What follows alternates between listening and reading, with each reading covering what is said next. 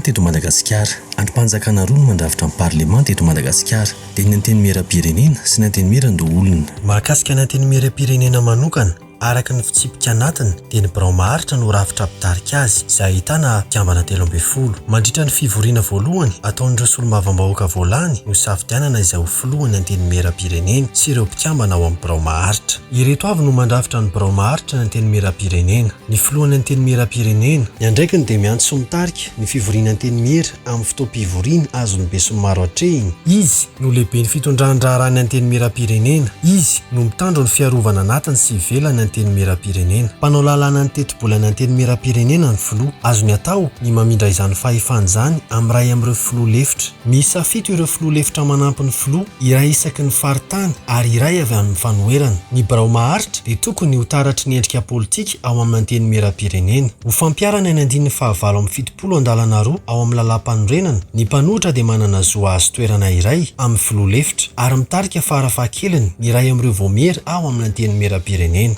Araka ny fitsipika anatiny ny feno antenimieram-pirenena, ny anjara andraikitra manokan'ireo filoha lefitra dia faritan'ny didim-pitondrana izay avoakan'ny filohan'ny antenimieram-pirenena. Miisa 3 ny kestora. Amin'ny ankapobeny dia ny kestora eo amban'ny fitarihana avo ataon'ny birao maharitra no miandraikitra ny asa momba ny fitantanam-bola sy fitondran-draharaha. Tsy misy fantaniam-bola na dia kely azo atao raha tsy misy fanehoan-kevitra mialoha avy aminy. Ny kestora voalohany no tompona andraikitra amin'ny fitondran-draharaha sy ny mpiasa ny antenimieram-pirenena. Izy no miandraikitra ny famolavolana sy ny fanantanterahana ny teti-bola. Raha misy tsy fahafahana dia ny kestora faharoa no miandraikitra ny fisolohan-toerana vonjy-maika. Ny kestora faharoa no miandraikitra ny fifandraisana amin'ny be sy ny maro sy ny raharaha mikasika ny lalàna. Ny kestora fahatelo no miantoka ny fitantanana tsara sy ny fangaraharana eo amin'ny antenimieram-pirenena. Ny mpampakateny jeneraly sy ny mpampakateny jeneraly mpanampy.